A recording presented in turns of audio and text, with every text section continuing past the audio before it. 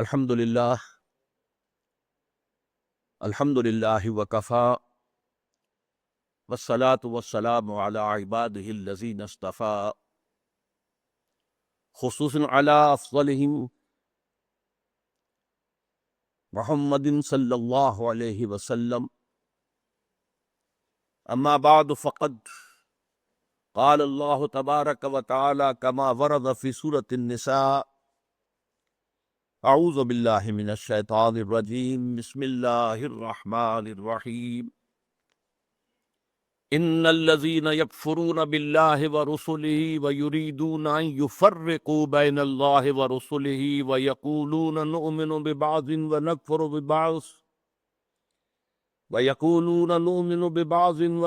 ببعض ويريدون ان يتخذوا بين ذلك سبيلا اولئك هم الكافرون حقا واعتدنا للكافرين عذابا مهينا. صدق اللہ العظیم. وقال النبی صلی اللہ علیہ وسلم بدأ الاسلام غریبا وسيعود كما بدأ فطوبى للغرباء. رواہ احمد والترمذی وابن ماجہ والدارمی رحمہم اللہ. رب اشرح لی صدری ویسر لی امری واحلل عقدۃ من لسانی یفقہوا قولی. اللہم ربنا الہمنا رشدنا واعذنا من شرور انفسنا. اللہم ارنا الحق حقا وارزقنا اتباعہ وارنا الباطل باطلا وارزقنا اجتنابہ.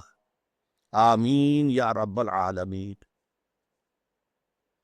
معزز حاضرین اور محترم خواتین، السلام علیکم ورحمۃ اللہ وبرکاتہ.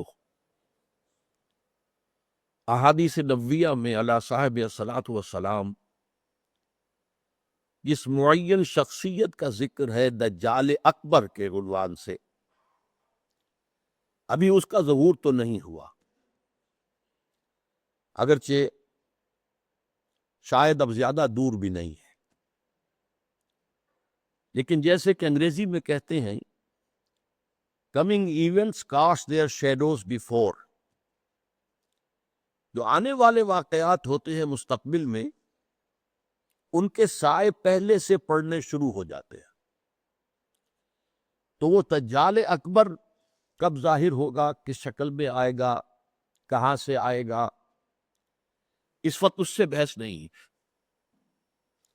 لیکن دجالیت، فتنہ دجال، وہ کئی صدیوں سے نہ صرف یہ کہ شروع ہو چکا ہے، بلکہ رفتہ رفتہ تدریجاً اس کے سائے گہرے سے گہرے تر ہوتے چلے جا رہے. اور یہ فتنہ اب میرے نزدیک اپنے آخری مرحلے میں داخل ہو گیا ہے. جیسا کہ سب کو معلوم ہے، کفر کی بھی بہت سی شکلیں ہیں، بہت سی صورتیں ہیں. مثلا حضور کے زمانے میں ایک کفر تھا مشرکین کا، ایک کفر تھا اہل کتاب کا، ایک کفر تھا منافقین کا جو بظاہر مسلمان تھے بباطن کافر تھے.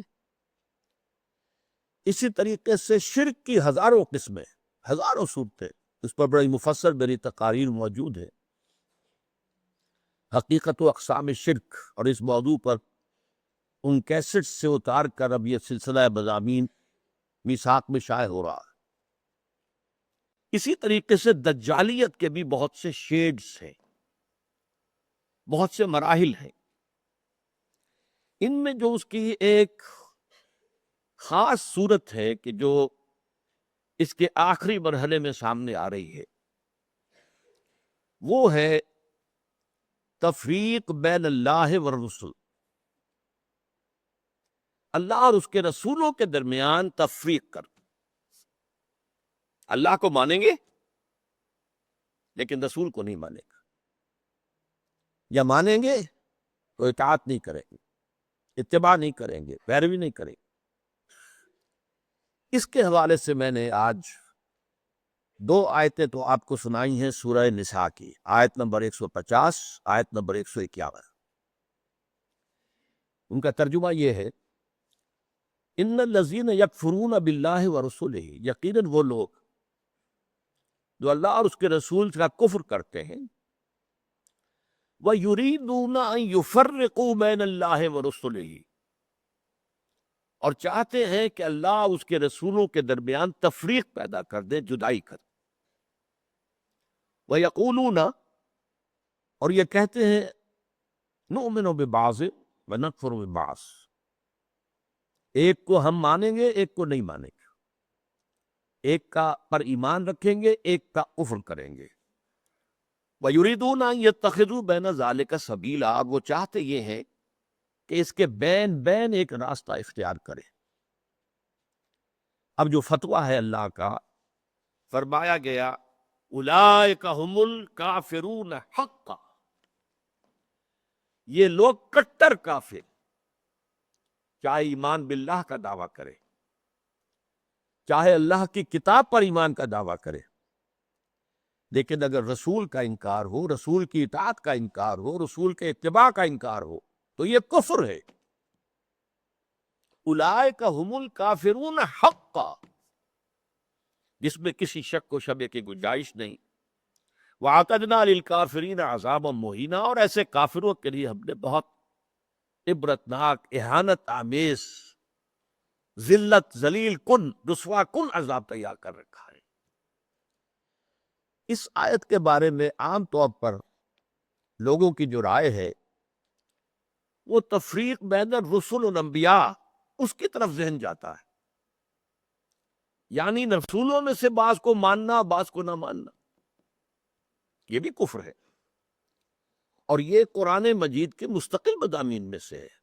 رسولوں کو بھی سب کو ماننا، اور ہمارا ایمان یہ ہے کہ جن رسولوں کا ذکر قرآن میں، نبیوں کا ذکر ہو گیا، ان کو تو ماننا ہے ہی، ان میں سے کسی ایک کا انکار سب کا انکار ہو جائے گا۔ اس کے علاوہ بھی ہمیں معلوم ہے کہ دنیا میں اور بہت سے نبی اور رسول آئے ہیں جن کا ذکر قرآن میں نہیں ہے۔ رسولا قد قصصناہم علیک من قبل ورسلا لم نقصصہم علیک، اے نبی، ہم نے بہت سے رسول ایسے بھی ہیں جن کا ذکر آپ کے سامنے کیا ہے پہلے، اور ایسے بھی بہت سے جن کا ذکر نہیں کیا، لیکن اجمالاً ہم ان سب پر ایمان رکھتے ہیں، یہ ہمارا عقیدہ ہے۔ تعین کے ساتھ انہی کو مانیں گے جن کا ذکر قرآن میں ہوا ہے۔ تو یہ تفریق بین الرسل کا معاملہ بھی قرآن مجید کا ایک مستقل مضمون ہے، جس کے لیے دو مثالیں میں آپ کے سامنے پیش کرتا ہوں۔ سورہ بقرہ کے آخر میں بھی، جو آخری سے پہلی آیت ہے، لاسٹ بٹ ون، اور سورہ بقرہ میں 16ویں رکوع کے آخر میں بھی یہ مضمون آیا ہے۔ 16ویں رکوع میں فرمایا گیا قولوا آمنا باللہ وما انزل الینا وما انزل الی ابراہیم واسماعیل واسحاق ویعقوب والاسباط وما اوتی موسیٰ وعیسیٰ وما اوتی النبیون من ربہم لا نفرق بین احد منہم۔ اے مسلمانوں کہو، ہم ایمان لاتے ہیں اللہ پر بھی، اور اس پر بھی جو ہم پر نازل کیا گیا، اس پر بھی جو ہم سے پہلے نازل کیا گیا، ابراہیم پر، اسماعیل پر، اسحاق پر، یعقوب پر، ان کی اولاد پر، موسیٰ پر، عیسیٰ پر، اور تمام نبیوں کو جو کچھ دیا گیا، ہم اس سب پر ایمان رکھتے ہیں، اور لا نفرق بین احد منہم، ان میں سے کسی کے درمیان تفریق نہیں کرتے، تمام نبیوں کو مانتے ہیں۔ اسی طرح جو سورہ بقرہ کی آخری سے پہلی آیت ہے، آمن الرسول بما انزل الیہ من ربہ والمؤمنون کل آمن باللہ وملائکتہ ورسلہ لا نفرق بین احد من رسلہ، ہم اس کے رسولوں میں سے، اللہ کے رسولوں میں سے کسی ایک کی بھی تفریق نہیں کرتے۔ تو تفریق بین الانبیاء والرسل بھی قرآن کا ایک مستقل موضوع ہے۔ اس مقام پر توجہ کی ضرورت ہے۔ یہاں اصلاً جو بات سامنے آ رہی ہے وہ یہ ہے، تفریق بین اللہ والرسل، اللہ اور رسولوں کے درمیان تفریق کر دینا، اللہ کو ماننے کا دعویٰ کرنا لیکن رسولوں کو ماننے سے انکار کر دینا، یا ماننا تو اس کے اتباع، اس کی اطاعت سے انکار کر دو۔ یہ در حقیقت ایک اہم ترین جو ہے فتنہ اس وقت جو دجالیت کا سب سے بڑا سیلاب آ رہا ہے، اس کا اصل ہدف یہی ہے، اس کا گول تو یہ ہے کہ اسلامی تہذیب کے جو بچے کھچے اثرات بہ گئے ہیں ان کا صفایا کر دیا جائے، لیکن اس کا حرمہ کیا ہے؟ اللہ اور اس کے رسول کے درمیان تفریق۔ اچھا، یہ تفریق جو ہے بین بین اللہ والرسل، اس کی ایک تعریف میں آپ کے سامنے پہلے اجمالاً درج کر دوں۔ آغاز اسلام میں سب سے پہلے اس کا اظہار ہوا ہے، مظاہرہ ہوا ہے یہود کی طرف سے۔ ہم اللہ کو مانتے ہیں، یوم آخر کو مانتے ہیں، ہمیں بھی مسلمان مانو، صاحب ایمان تسلیم کرو۔ یہ جو دوسرا رکوع ہے سورہ بقرہ کا، اس میں اگرچہ منافقین کا تذکرہ بھی ہے، لیکن یہاں اصلاً یہود کا ذکر ہے۔ وَمِنَ النَّاسِ مَن يَقُولُ آمَنَّا بِاللَّهِ وَبِالْيَوْمِ الْآخِرِ وَمَا هُم بِمُؤْمِنِينَ۔ لوگوں میں سے کچھ ایسے بھی ہیں جو کہتے ہیں ہم ایمان رکھتے ہیں اللہ پر بھی، یوم آخر پر بھی، لیکن وہ ہرگز مومن نہیں ہے۔ يُخَادِعُونَ اللَّهَ وَالَّذِينَ آمَنُوا وَمَا يَخْدَعُونَ إِلَّا أَنفُسَهُمْ وَمَا يَشْعُرُونَ فِي قُلُوبِهِم مَرَضٌ فَزَادَهُمُ اللَّهُ مَرَضًا وَلَهُمْ عَذَابٌ أَلِيمٌ بِمَا كَانُوا يَكْسِبُونَ۔ یہ لوگ جو ہیں کہہ تو رہے جب اللہ کو مانتے ہیں، آخرت کو مانتے ہیں تو ہمیں مانو، صاحب ایمان مانو، مسلمان تسلیم کرو، لیکن وہ ہرگز مومن نہیں ہے۔ وہ دھوکہ دے رہے ہیں اہل ایمان کو، اور کوشش کرتے ہیں اللہ کو دھوکہ دینے کی، لیکن یہ کہ انہیں اندازہ نہیں ہے کہ وہ کیا کر رہے ہیں۔ لیکن صاف فرما دیا گیا کہ ان کے لیے عذاب مہین، وَلَهُمْ عَذَابٌ عَلِيمٌ، دردناک عذاب۔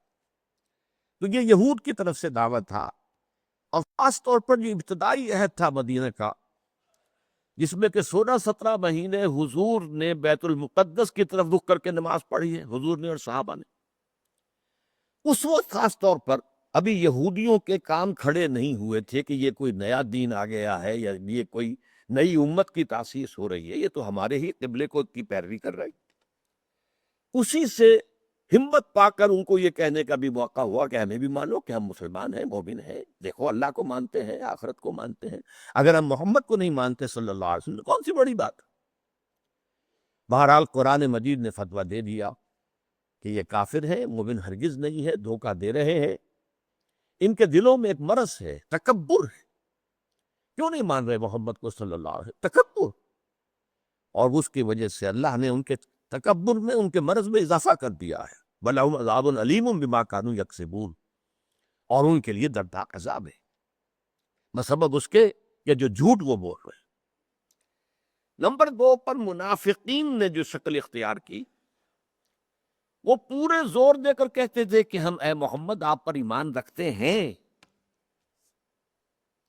لیکن یہ کیا ضروری ہے کہ آپ کو ہر معاملے میں حکم تسلیم کریں؟ یہ کیا ضروری ہے کہ آپ کا ہر حکم بھی مانیں؟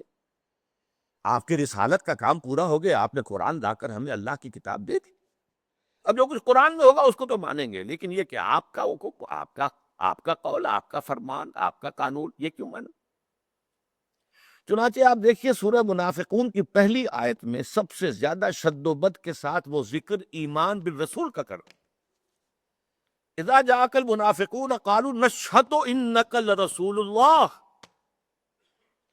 اے نبی، جب آپ کے پاس یہ منافق آتے ہیں اور کہتے ہیں کہ ہم گواہ ہیں کہ آپ اللہ کے رسول ہیں، واللہ یعلم انک لرسول، اور اللہ خوب جانتا ہے، اللہ سے بڑھ کر اور کس کو معلوم ہوگا کہ اے محمد آپ اللہ کے رسول ہیں صلی اللہ علیہ وسلم۔ واللہ یشہد ان المنافقین لکاذبون، لیکن اللہ تعالیٰ گواہی دیتا ہے کہ یہ منافقین جو ہے یہ جھوٹ بول رہے ہیں، ان کا آپ کی نبوت و رسالت پر وہ ایمان نہیں ہے کہ جو ہونا چاہیے۔ خاص طور پر قتال کے بارے میں انہوں نے یہ کہنا شروع کر دیا تھا کہ یہ تو خود اپنی طرف سے شروع کر دیا ہے محمد نے صلی اللہ علیہ وسلم۔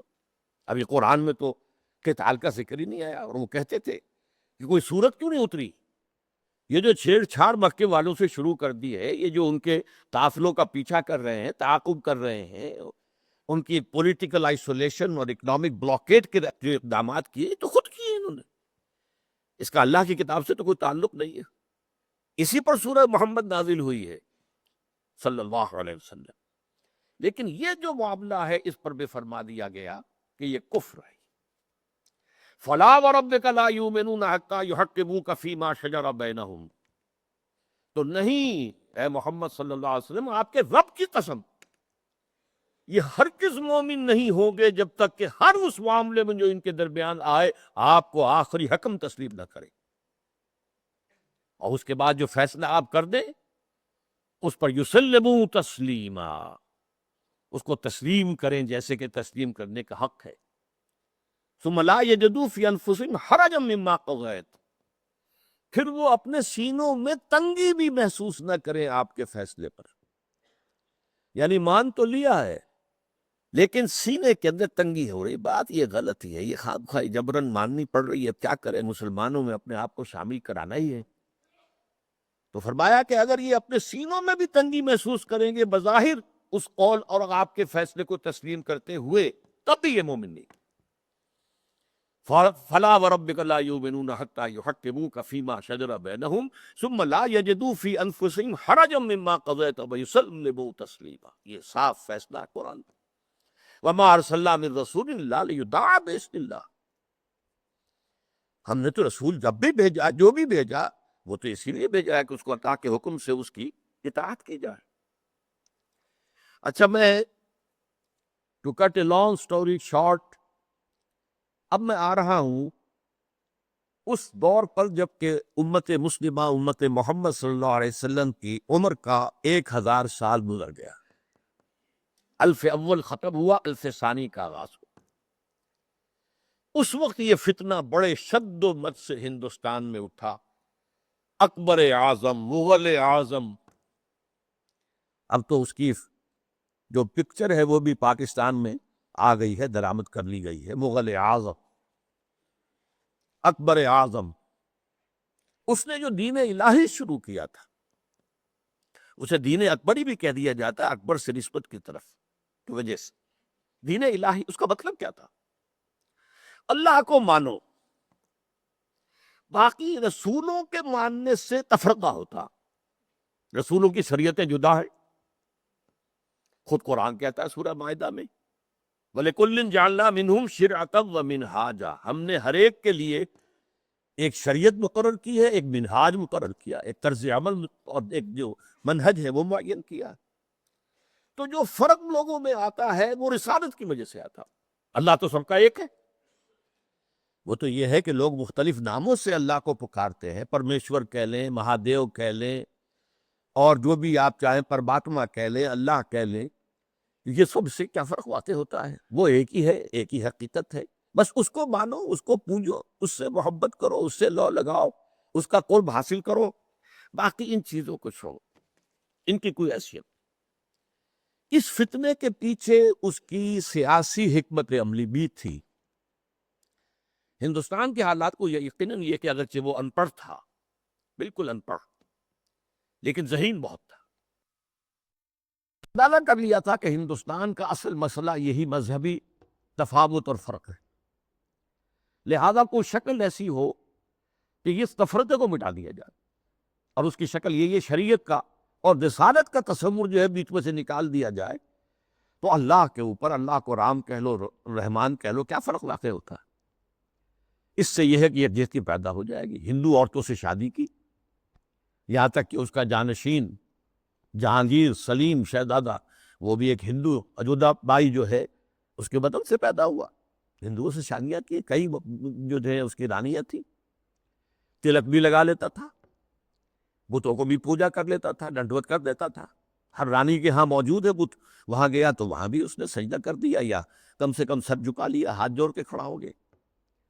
یہ سارا فتنہ اس نے شروع کیا تھا ایک پولیٹیکل وزڈم کے تحت، لیکن اس کی ایک تائید ہو رہی تھی، اور وہ تصوف کے جس میں ہمہ-اوست اور وحدت الوجود گڑبڑ ہو گئے تھے۔ Pantheism and unity of existence, یہ دو چیزیں علیحدہ ہیں، فرق باریک سا ہے، عوام اس فرق کو سمجھنے سے قاصر ہے۔ یہاں کے تصوف میں یہ دونوں چیزیں گڑبڑ ہو گئی۔ ہمارے ہاں بھی صوفی شاعر نے کہا ہے نا، مسجد مندر ہکڑو نور، یہ سرائے کی علاقے کے بہت بڑے صوفی، مسجد میں اور مندر میں ایک ہی نور ہے، نور تو ایک ہی ہے، رام کہہ لو، رحمان کہہ لو، کیا فرق پڑتا؟ آپ کے لاہور میں مزار ہے کس کا؟ مادھو لال حسین، ابھی مادھو لال ہندو نام، حسین کا اس کے اندر لاحقہ لگا دیا۔ تو یہ تصوف جو ہے، یہ اور اکبر کی حکمت عملی نے مل کر یہ کتنا بڑا فتنہ شروع کیا کہ محمد کی شریعت اور محمد کی رسالت کا دور ختم ہو گیا صلی اللہ علیہ وسلم. وہ 1000 سال کے لیے تھا، کیونکہ قرآن مجید میں 2 جگہ یہ بات آئی ہے کہ اللہ کا ایک دن تمہارے حساب سے 1000 سال کا بنتا ہے. وہ ایک دن اللہ کا ختم ہو گیا، اور یہ جو شریعت محمدی اور نبوت محمدی کا دور تھا وہ ختم ہوا. اب یہ ایک نیا دور ہے، اس میں جو ہے وہ دین الہی چلے گا. اس فتنے کا توڑ کیا حضرت مجدد الف ثانی. میں نے کہا تھا نا یہ الف ثانی کے آغاز میں فتنہ اٹھا. امت کی عمر کا دوسرا ہزارواں جو ہے دور وہ شروع ہو رہا تھا، 1000 سالہ دور. تو وہ فتنہ جو تھا الف ثانی کا، اس کے توڑ کرنے کے لیے اللہ نے جس مجدد کو اٹھایا ہے اس کا وہ نام ہی پڑ گیا مجدد الف ثانی رحمۃ اللہ علیہ، شیخ احمد سرہندی. اس نے توڑ کی، جس کے بارے میں اقبال کہتا ہے گردن نہ جھکی جس کی جہانگیر کے آگے، جس کے نفس گرم سے ہے گرمی احرار. وہ ہند میں سرمایہ ملت کا نگہباں، اللہ نے بروقت کیا جس کو خبردار. ملت تو ختم ہو رہی تھی، اس لیے کہ ملت کی تو بنیاد جو ہے وہ حضور صلی اللہ علیہ وسلم کے اتباع اور اطاعت پر ہے. محض قرآن پر تو نظام کوئی بنتا ہی نہیں سرے سے. نماز کا نظام نہیں بنتا، اور کیا نظام بنے گا؟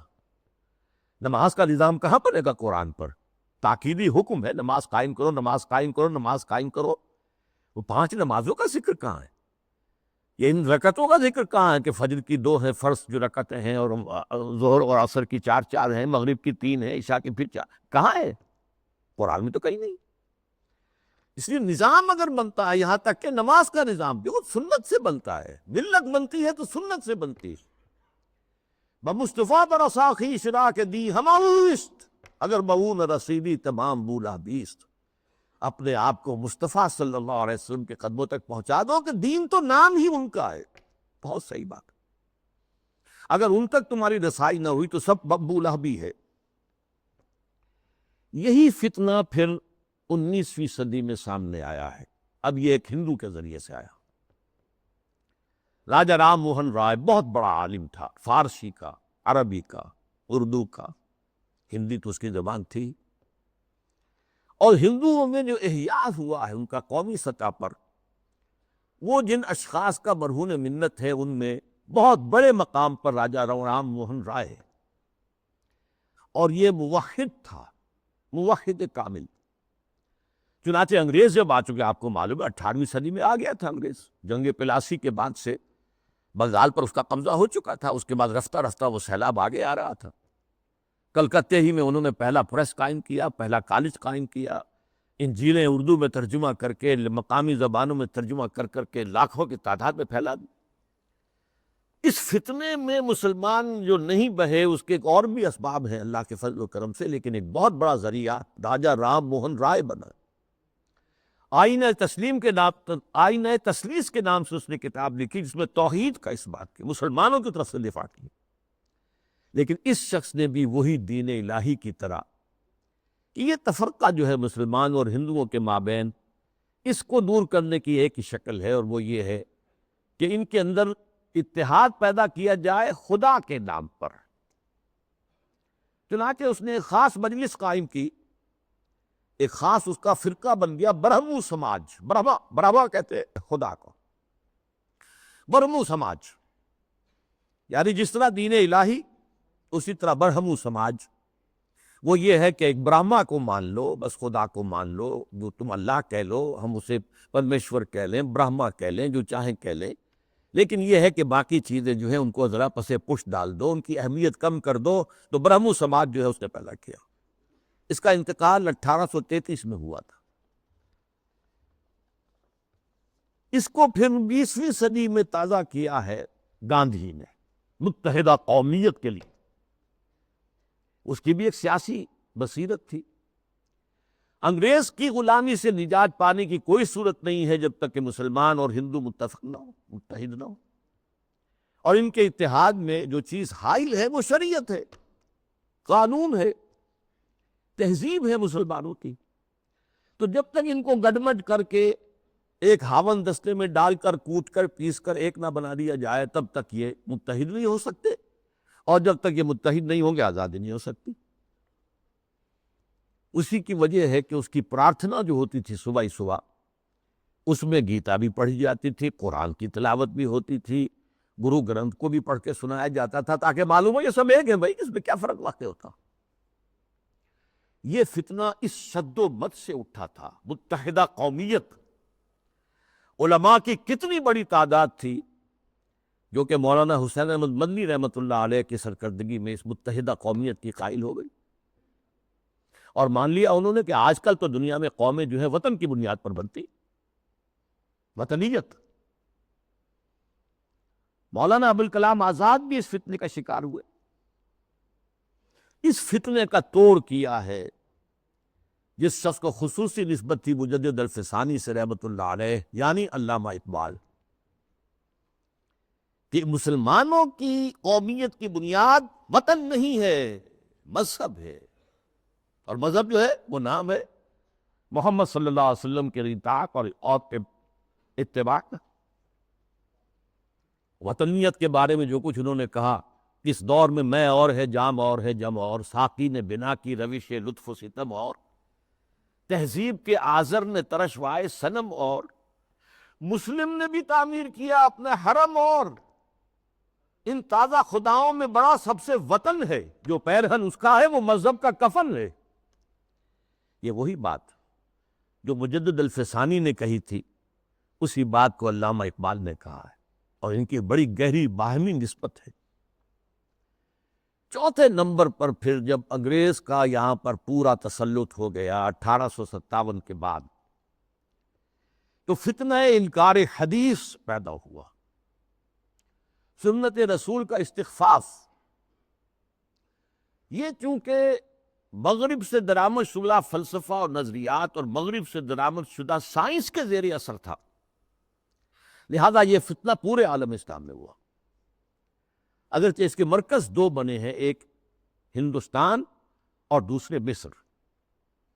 مصر ثقافتی اعتبار سے عالم عرب کا امام، اور عجمی اسلام جو ہے اس میں سب سے اہمیت، سب سے بڑھ کر وہ ہندوستان کو تھی۔ تقریباً پوری دنیا کی جو مسلمانوں کی آبادی ہے اس کا تہائی ہندوستان میں ہوتا تھا، آج بھی ایسا ہی ہے۔ 40 کروڑ سے زائد جو ہے وہ بھارت اور پاکستان اور بنگلہ دیش میں ہے، 125 کروڑ کل جو ہے مسلمان، ایک تہائی تعداد تو یہاں ہوتی تھی۔ اور یہاں پہ ظاہر بات ہے کہ ثقافت کا بہت بڑا مرکز، علم کا۔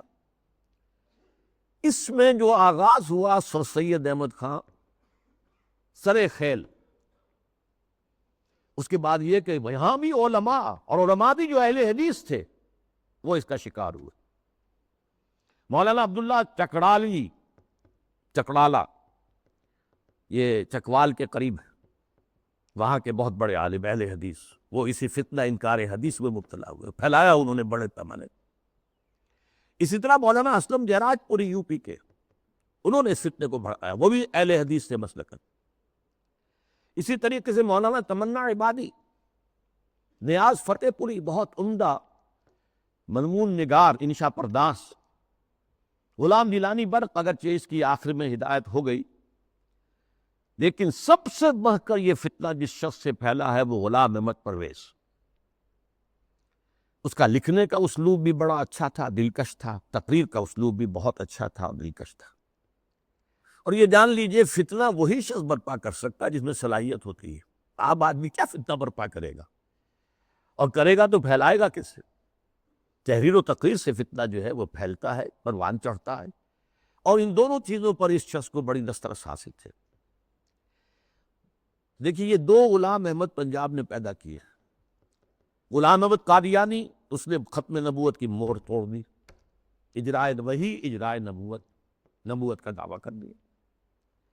اور غلام احمد پرویز، اس نے وہ دوسری اعتبار سے نبوت و رسالت کو زخم لگائے کہ نبی کی رسالت جو ہے وہ ٹھیک ہے ہم مانتے ہیں، لیکن نبی کی اطاعت اور اس کا اتباع یہ صرف ان کی زندگی تک تھا۔ یہ فتنہ جو ہے پرویزیت، یہ آج بھی جاری ہے۔ اس کے کچھ کیسٹس ہیں جو آج بھی پھیل رہے ہیں، نہ صرف پاکستان کے مختلف حصوں اور علاقوں میں، بلکہ اور باقی باہر کے ممالک کے اندر بھی چھوٹے چھوٹے جو ہیں ان کی جو بزم بنتی ہے، بزم طلوع اسلام جیسے یہاں پر ہوتی تھی، طلوع اسلام اس کا رسالہ تھا، تو ایسی بزمیں بنتی ہیں اور اس کے اندر لوگ جمع ہو کر اور یہ اس کے کیسٹ سنتے ہیں، اس کی تقریریں سنتے ہیں۔ یہ فتنہ کیا تھا، اس کو میں یہ چاہتا ہوں کہ give the devil his due, شیطان کو بھی جو اس کا حق ہے وہ دینا چاہیے۔ اس نے کبھی انکار نہیں کیا مطلقاً حدیث کا، بلکہ اس کا موقف اصل میں کیا وہ سمجھ لیجئے۔ نمبر ایک، دائمی ہدایت اور دائمی قانون صرف قرآن کا ہے۔ سنت رسول، رسول کے حکم پر چلنا، قرآن میں جہاں بھی آیا آتی ہے الرسول، اس سے مراد کیا ہے؟ اس وقت رسول امیر بھی تھے مسلمانوں کے، تو یہ اطاعت امیر کا ہے۔ وہ سربراہ مملکت بھی بن گئے مدینے میں، تو اطاعت جو ہے وہ حکمران کی ہے۔ اس اعتبار سے وہ مرکز ملت تھے، مرکز ملت کی اطاعت ہوگی۔ اب جب بھی کوئی اسلامی ریاست قائم ہوگی تو جو مرکز ملت ہوگا اس کی اطاعت ہوگی، اس سے حق حاصل ہوگا، وہ جو بھی حکم تسلیم کرے، جو حکم نہ تسلیم کرے۔ اس طرح گویا کہ رسالت محمدی اور نبوت محمدی اور شریعت محمدی اور سنت محمدی، اس کی اس نے گویا کہ عملاً نفی کر دی۔ انہوں نے کہا کہ ہم حدیث صرف وہی مانیں گے جو قرآن کے مطابق ہو۔ اچھا، کوئی شے قرآن کے مطابق ہے یا نہیں ہے، کون طے کرے گا؟ ہم کریں۔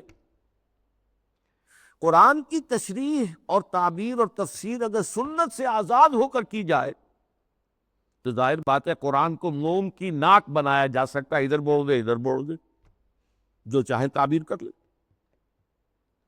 اس کی ایک میں مثال آپ کو دیتا ہوں، اگرچہ وہ بڑی استہزائیہ سے مثال ہے۔ قرآن مجید میں حکم آیا سورہ مائدہ میں، وَالسَّارِقُ وَالسَّارِقَةُ فَاقْطَعُوا أَيْدِيَهُمَا، چور مرد ہو یا عورت ان کے ہاتھ کاٹ دو۔ اب اس کی کیا تعبیر کی؟ رسول نے تو سمجھا ہاتھ کاٹنا ہے، اور آپ نے ہاتھ کاٹے۔ ایک مخزومی خاتون تھی بڑے اونچے گھرانے کی، بنو مخزوم، وہی ابو جہل کا قبیلہ ہے، فاطمہ نام تھا، فاطمہ مخزومیہ۔ اس نے چوری کی، اب اس کا ہاتھ کاٹنے کا حکم دے دیا گیا۔ لوگوں میں بڑی جو ہے بے چینی پھیلی، بڑے اونچے خاندان کی یہ عورت ہے، اس کا ہاتھ کٹے گا؟ اور تو کسی کو جو ہے لب کشائی کی ہمت نہیں تھی۔ حضرت انس حضور کے خادم خاص تھے، ان کو ذریعہ بنایا کہ حضور یہ اونچے خاندان کی عورت ہے، خاندان کی ناک کٹ جائے گی، آپ اس میں نرمی کیجیے۔ حضور نے سخت غصے کا، غضب کا اظہار کیا۔ اے انس، تم سے پہلی جو امتیں برباد ہوئیں اسی لیے ہوئیں کہ جب اونچی قسم کے لوگ، اونچے لیول کے لوگ جرم کرتے تھے انہیں چھوڑ دیا جاتا تھا، اور عوام اور غریب لوگ جرم کرتے تھے تو انہیں سزا دی جاتی تھی۔ خدا کی قسم، اگر فاطمہ بنت محمد بھی چوری کرے گی، معاذ اللہ ثم معاذ اللہ ثم معاذ اللہ، رضی اللہ تعالی عنہا وصلی اللہ علیہ وسلم، تو اس کا بھی ہاتھ کاٹا جائے۔ اب اس کی تعبیر پرویز صاحب کیا کرتے ہیں؟ ان کا ہاتھ کاٹ دو مطلب ایسا معاشرہ، ایسا معاشی نظام بنا دو کہ چوری کی ضرورت ہی نہ رہے۔ جیسے محاورے میں کہتے ہیں نا، والدین کسی مسئلے میں اپنے بیٹے سے، بھائی تم نے تمہارے ہاتھ کاٹ لیے، یعنی یہ کہ تم نے تو ایسا قدم اٹھا لیا کہ اب ہم کچھ کر ہی نہیں سکتے۔ یہ گویا کہ اس محاورے پر لے آیا، ان کے ہاتھ کاٹ دو، یعنی ایسا ماحول پیدا کر دو، ایسا سوشلسٹ نظام برپا کر دو کہ جس میں ہر ایک شخص کی ضرورت پوری ہو رہی ہے، تو کائے کو چوری کرے گا؟ یہ ہاتھ کاٹ دو کا مفہوم ہے، یہ نہیں ہے یہ تو مولویوں نے بنا لیا ہے، اور یہ غلط تصور ہے کہ ہاتھ کاٹے جائے۔ حالانکہ ڈٹائی کا یہ عالم ہے کہ اسی آیت میں آگے فرمایا گیا ہے، جزام بما کسبا نکالا من اللہ، یہ در حقیقت ان کے کرتوت کا بدلہ ہے۔ تو گویا کہ ان کے کرتوتوں کا بدلہ یہ ہے کہ ایسا نظام قائم کرو، یہ ان کے کرتوتوں کا بدلہ ہے۔ نکالن، اور عبرت ہے لوگوں کے لیے اللہ کی طرف سے۔ اللہ عبرت کیسے ہوگی؟ کیا اس اعلیٰ نظام سے عبرت پیدا ہو؟ قرآن مجید اپنی حفاظت کرتا ہے، لا یاتہ الباطل من بین یدیہ ولا من خلفہ۔ قرآن مجید کے اوپر کوئی باطل حملہ آور نہیں ہو سکتا، نہ سامنے سے نہ پیچھے سے۔ بہرحال یہ اس کا موقف تھا، اور یہ موقف آج بہت بڑے پیمانے پر ہمارے جو جدید تعلیم یافتہ لوگ ہیں ان میں موجود ہے۔ ان کے ہاں بھی یہ پہلا موقع تھا کہ درس قرآن کے نام سے محفل ہوتی تھی، اور وہ مخلوط محفل ہوتی تھی، مرد بھی اور خواتین اور نوجوان لڑکیاں بھی، اور وہ بے پردگی کے ساتھ۔ اب جو صورتحال ہے، یہ فتنہ جو ہے بہت سرد و برد اور بہت بڑے پیمانے پر اور بڑی پشت پناہی کے ساتھ مغرب کے زیر اثر، اور دجال جو اس وقت ہے، دجاجلہ میں سے ایک بہت بڑا دجال جو ہے امریکہ، اور شخصی طور پر بش، اس کی ریشہ دوانی اور اس کی پشت پناہی اور اس کی تائید اور اس کی مدد سے جو فتنہ اٹھ رہا ہے، اس کا ہدف کیا ہے؟ اسلامی تہذیب کی بیختنی کرنا۔ اور اس کا حربہ کیا ہے؟ تفریق بین اللہ والرسل۔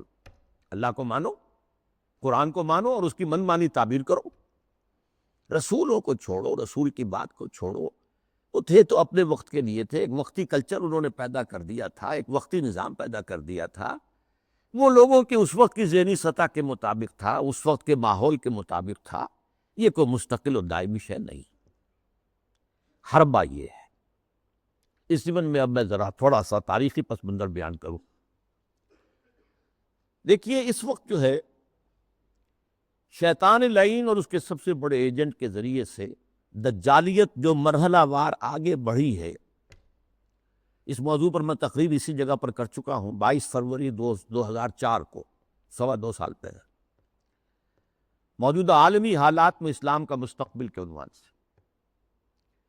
سب سے پہلی دجالیت جو آئی دنیا میں، وہ ریاست اور سیاست کے میدان میں آئی، سیکولرزم کے عنوان سے۔ مذہب کو، خدا کو، خدائی ہدایت کو، خدائی احکام کو، آسمانی ہدایت کو پرے کر دو ریاست سے۔ ریاست، قانون، یہ انسانوں کا کام ہے بنانا۔ ہیومن سوورنٹی، پاپولر سوورنٹی، عوام خود حاکم ہیں، وہ اپنے نمائندوں کے ذریعے سے جو چاہیں گے قانون بنائیں گے۔ رکھ دو، اللہ کو مسجد میں بند کرو، اور خدا کو جو ہے جہاں چاہو بند کر دو، ہمارے ایوان حکومت میں نہیں آئے گا، ہمارے قانون ساز ادارے میں وہ نہیں آئے گا، حاکمیت اس کی نہیں ہے، حاکمیت عوام کی ہے۔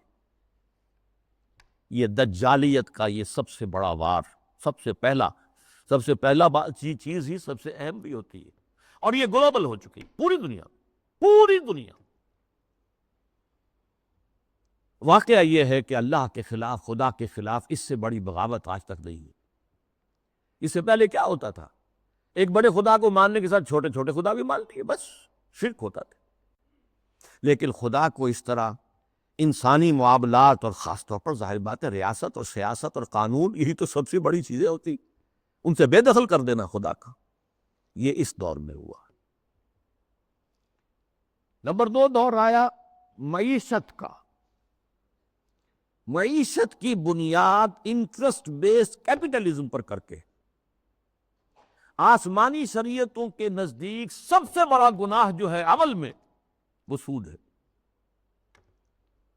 عقائد میں شرک ناقابل معافی، ان اللہ لا یغفر ان یشرک بہ ویغفر ما دون ذلک لمن یشاء۔ اعمال میں سود، جس پر اللہ اس کے رسول کی طرف سے اعلان جنگ ہے، وہ سود مرکزی شے بن گیا معیشت کی۔ بینکنگ، انٹرسٹ، کیپٹلزم، یہ بھی گلوبل ہو چکا ہے فتنہ، پوری دنیا، مسلم، غیر مسلم، مشرقی، مغربی، سب ہر جگہ۔ اب تیسرا وار جو آ رہا ہے، یا شروع ہو چکا ہے کافی بڑے پیمانے پر، اور مغرب اور اس کے زیر اثر جو دوسرے ممالک ہیں ان کے اندر تو وہی آ چکا ہے پورے طور پر۔ ابھی عالم اسلام میں پورے طور سے نہیں آیا ہے، جس کے لیے بڑی ایک منظم سازش کے ساتھ بڑی جد و جہد ہو رہی ہے۔ وہ کیا ہے؟ شرم و حیا، عفت و عصمت کے تصورات، اور ستر و حجاب کے قوانین اور ضابطوں کے خلاف، اس سے آزاد تہذیب اور معاشرت۔ جیسا کہ میں نے عرض کیا، یہ شرم و حیا، عصمت و عفت کے تصورات، کہ یہ بھی کوئی بڑی اعلیٰ قدر ہے، ستر و حجاب، یہ بھی کوئی احکام ہے، ان سب کی نفی اسلامی تہذیب کو اس وقت سب سے بڑا چیلنج اس سے ہے، اس لیے کہ یہ اسلامی تہذیب کا بنیادی نقطہ ہے، اہم ترین ہے۔ اس ضمن میں دیکھیے، سب سے پہلے امریکہ میں ان کے جو تھنک ٹینکس ہوتے ہیں، بڑے بڑے مفکر ہوتے ہیں، تھنکرز ہوتے ہیں، وہ چیزیں لکھتے ہیں اور وہ گویا کہ ایک طرح کی رہنمائی ہوتی ہے حکومت کے لیے۔ سیموئل پی ہنٹنگٹن نے لکھی کتاب، بلکہ مقالہ، تہذیبوں کا ٹکراؤ۔ اب ہمارا اصل معاملہ ہماری تہذیب کا مسلم تہذیب سے ٹکراؤ ہے، تہذیبوں کا ٹکراؤ، کلیش آف سیویلائزیشنز، اور اس میں اس نے تجزیہ کیا۔ یہ چیزیں پہلے بھی بیان ہوئی ہیں، لیکن اس وقت ایک خاص موضوع کے تحت میں ترتیب کے ساتھ ان چیزوں کو لا رہا ہوں۔ اس نے کہا کہ ٹائنبی نے کہا ہے کہ دنیا میں آج تک کل 20 تہذیبیں قائم ہوئی، ان میں سے 12 تو مر چکی، ختم ہو گئی، نسیم منسیہ ہو گئی، 8 ابھی موجود ہیں۔ ایک ہماری مغربی تہذیب ہے، 7 اور ہیں۔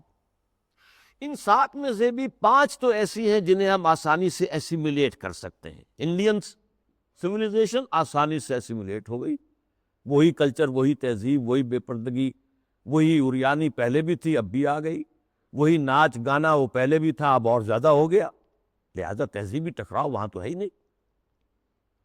تو ایک دو جو تہذیبیں ہیں وہ ہمارے لیے چیلنج ہیں، وہ لوہے کے چنے ہیں، انہیں چبانے میں وقت لگے گا۔ ایک مسلم سویلائزیشن اور ایک کنفیوشین سویلائزیشن۔ کنفیوشین سویلائزیشن کے بارے میں تو میں اس وقت نہیں سمجھا تھا کہ یہ کیا واقعی کوئی چین کے اندر یا اس کے آس پاس کے ممالک میں جو بدھ مت کے پیروکار شمار ہوتے ہیں، کوئی واقعی کوئی تہذیب کنفیوشس کے حوالے سے ہے۔ ابھی حال ہی میں نیوز ویک کا ایک پرچہ چھپا ہے جس کا مین مضمون تھا کنفیوشس کا احیاء، ریوائول۔ تو یہ ہو رہا ہے چین میں اس وقت۔ لیکن یہ کہ اصل ہمارا جو مطلب ہے اس وقت، ہمارا موضوع ہے وہ مسلم سویلائزیشن ہے۔ اس نے اسے بھی شمار کیا ہے کہ یہ بھی ہمارے لیے بہت بڑا چیلنج۔ اب ذرا اسلامی تہذیب کا ایک تاریخی جائزہ، شرم و حیا، عفت و عصمت اور ستر و حجاب کے احکام پر مبنی اسلامی تہذیب، اس کا ایک تاریخی جائزہ۔ دیکھیے، نبی اکرم صلی اللہ علیہ وسلم نے فرمایا تھا، وہ حدیث میں نے شروع میں آپ کو سنائی ہے، بدأ الاسلام غریبا وسیعود کما بدا۔ اسلام کا آغاز جب ہوا ہے تو وہ بہت اجنبی سا تھا، نامانوس، لوگ سمجھتے نہیں تھے یہ کیا نئی باتیں ہیں۔ پھر اس کے بعد اسلام کے غلبے کا دور آ گیا، جب غالب ہو جائے تو سبھی دوست بن جاتے ہیں، جو بھی طاقتور ہے اس کو تو سبھی دوست ہیں، لہذا بہت سب لوگ جو ہیں اس کا علم دے کر کھڑے ہو گئے۔ لیکن ان قریب اسلام غریب ہو جائے گا، پھر اجنبی ہو جائے گا۔ تو جو لوگ اسلام کی اجنبیت میں اس کا ساتھ دیں اور خود بھی اجنبی ہو جائے، ان کے لیے مبارکباد ہے، تہنیت ہے کہ وہ زمانے کا ساتھ نہ دیں، اسلام کا ساتھ دیں۔ چاہے کہا جائے کہ یہ بڑے فنڈامنٹلسٹ ہیں، یہ بڑے کٹ ملا ہیں، یہ بڑے دقیانوسی ہیں، یہ بڑے تنگ نظر ہیں، یہ بڑے رجعت پسند ہیں، جو چاہے کہیں، لیکن جو اسلام کے ساتھ چمٹے رہیں گے ان کے لیے فطوبیٰ للغرباء۔ اب اس کا تاریخی تجزیہ کیا ہے؟ دیکھیے، اسلام پر اجنبیت کا پہلا پردہ یا پہلا سایہ تو پڑ گیا خلافت راشدہ کے فوراً بعد۔ حکومت و ریاست کے میدان میں امرہم شورا بینہم کے بعد ختم ہوئی اور ملوکیت، شہنشاہیت کا آغاز ہو۔ اب اس کی تفصیل میں اس وقت نہیں جاؤں گا۔ بنو امیہ، بنو عباس، پھر اس کے بعد جو بادشاہتیں بنی، مغلوں کی حکومت، صفویوں کی حکومت، ترکوں کی حکومتیں، یہ تھی، یہ وہاں پر وہ خلافت کی بنیادی بات یہ نہیں تھی کہ چنو اپنے میں سے بہترین کو اور پھر اس کا حوالے کرو۔ ان اللہ یامرکم ان تؤدوا الامانات الی اہلہا، جو اہل ہو ان کے ذمہ داریاں جو ہیں ان کے ذمہ لگاؤ۔ اس کو ختم کر دیا گیا۔ اب جس کی لاٹھی اس کی بھینس، بنی امیہ کی طاقت زیادہ ہے، عصبیت شدید ہے، لہذا وہ آئے، انہوں نے حکومت قائم کر لی۔ تو یہ پہلا دور تھا اجنبیت کا، پہلا پردہ پڑا اسلام پر۔ دوسرا پردہ کچھ عرصے کے بعد جب ملوکیت نے خوب پنجے گاڑ لیے، مضبوطی ہو گئی اور ملوکیت شہنشاہیت میں تبدیل ہو گئی، یہ دور بنو عباس ہے۔ اس میں معیشت کے میدان میں بھی آ گیا معاملہ۔ ایک طرف جاگیرداری جو ملوکیت کی بنیاد ہوتی ہے، ہر جگہ مشرق و مغرب میں شہنشاہیت اور بادشاہیت میں آپ کو جاگیرداری ملے گی۔ جاگیردار ہوتے 30,000 منصبدار، 20,000 منصبدار، ان پر حکومت قائم ہوتی اور ان کے لیے ضروری ہے مزارعت۔ آپ نے بہت بڑی جاگیر دے دی ہے، لیکن کیا وہ شخص خود کاشت کر لے گا؟ وہ تو کسی کو بٹائی پر کاشت کے لیے دے گا نا۔ یہ زمین کا سود ہے جو سب سے پہلے اسلام میں داخل ہوا، جس کو حرام مطلق قرار دیتے ہیں امام ابو حنیفہ بھی رحمۃ اللہ علیہ، جو اصحاب الرائے کے سر خیل ہیں، امام ہیں، اور امام مالک بھی رحمۃ اللہ علیہ جو اصحاب الحدیث کے سر خیل ہیں اور سب سے بڑے ان کے نمایاں ہیں۔ لیکن یہ شام، اور پھر بیع معجل، بیع مرابحہ کے عنوان سے نقد کے معاملے میں بھی جو ہے، کرنسی کے معاملے میں بھی وہ ایک سود کی ہلکی سی شکل داخل ہو۔ یہ دوسرا دجالیت کا دور پوری دنیا میں بھی آیا، بینکنگ، انٹرسٹ بیسڈ کیپٹلزم، اور کچھ اسلامی ممالک کے اندر بھی، جیسا کہ میں نے عرض کیا کہ اس راستے سے چور دروازوں سے داخل ہوا۔ اب جو اس کا ہے مسئلہ وہ ہے معاشرت اور تہذیب پر۔ اس کی وجہ کیا ہے؟ اس تمام دور میں مسلمانوں کی تہذیب، ان کا طرز بود و باش، ان کی معاشرت اور ان کا آئلی نظام، ان کا خاندانی نظام، ان کے آئلی قوانین انٹیکٹ رہے۔ چاہے دور ملوکیت جو ہے بنو امیہ کا تھا، وہ دور ملوکیت بنو عباس کا تھا، اور چاہے اور دوسرے بادشاہوں کے دور تھے، اس میں جہاں ریاست اور سیاست کی سطح پر جو ہے وہ پردہ پڑ گیا، پھر معیشت کے معاملے میں بھی پردہ پڑ گیا، تہذیب وہی رہی، وہی تہذیب، وہی مشرق سے مغرب تک مسلمانوں کی معاشرت، آئلی قوانین، سب وہی رہے، جو کہ تو رہے۔